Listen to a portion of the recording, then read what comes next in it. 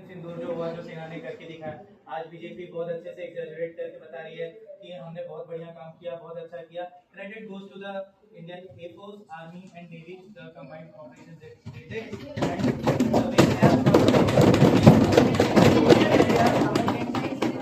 actually looking like कि हाँ मोदी जी खुद जाके लड़के आए हैं, the way they are picturizing the thing.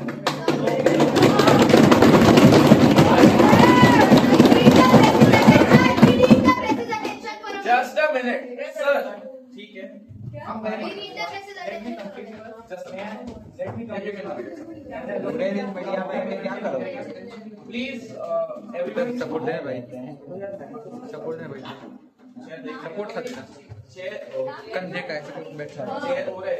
Actually, can you wait 5 minutes? Intent को नहीं समझेंगे तब तक बहुत ज्यादा मुश्किल होती है चीजें समझने में। So the intention, what was the intention of the terrorist? जो टेररिस्ट आए, जिन्होंने अटैक किया, उनका इंटेंट क्या था? उन्होंने रिलीजन पूछ के गोली मारा और हमारे लोगों को इतना क्षतिग्रस्त करा।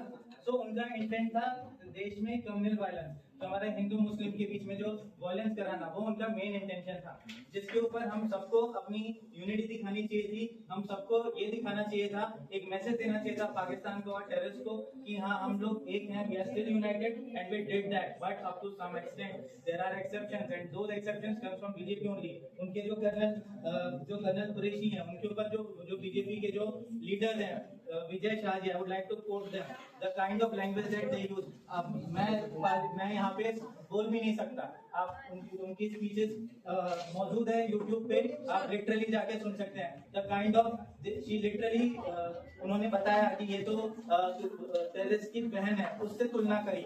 इससे ज्यादा चिंताजनक बात और इससे ज्यादा शर्मिंदगी की बात मेरे ख्याल से नहीं हो सकती। बट इसके ऊपर और सुनिए, अगर इतना हो जाता और बीजेपी अगर इतनी देशभक्त पार्टी होती तो सबसे पहले इस टाइप के आदमी को जो कि देश की एकता और अखंडता के खिलाफ है, उसको पार्टी से हटा देना चाहिए था, उसको गवर्नेंस से हटा देना चाहिए था अपने गवर्नमेंट से। बट स्टिल उन्होंने ऐसा कुछ नहीं किया।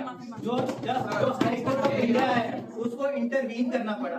आप सोचिए किस हद पे जाके हाई कोर्ट ऑफ इंडिया को इंटरवीन करना पड़ा और वो सारी चीजें जाके मतलब उस बोला गया, तब जाके सुप्रीम कोर्ट में भी इन्होंने अर्जी लगाई कि that he would like to apologise and so ये जो झूठा जो देशभक्ति का नाटक करते हैं, I am really not. Thank you so much for that. मुझे आपसे मेरा भी एक सवाल है आपसे सर।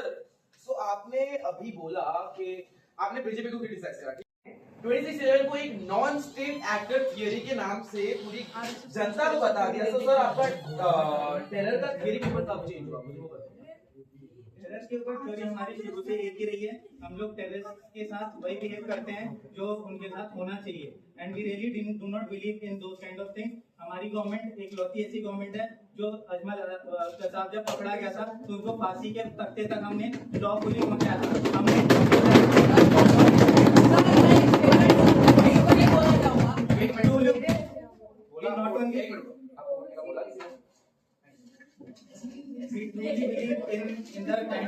जंगे सिर्फ हमेशा जंग के मैदान में नहीं होती है, कुछ डिप्लोमेटिक लेवल पे भी कुछ जंगे जीती जाती है। एंड जो 2611 का जो हमने जो काम करा वो हमारी डिप्लोमेटिक जीत दिखाता है। आज जब मोदी जी बाहर जाते हैं या फिर जो हमारे बाकी डिप्लोमेट्स बाहर जाते हैं तो किस बारे में बात करते हैं कि 2611 का जो हमने आतंकवादी पकड़ा और जिस लेवल पे हमने बातें करी उसके बारे में बात की जाती है। तो आई डोंट थिंक सो कि हमने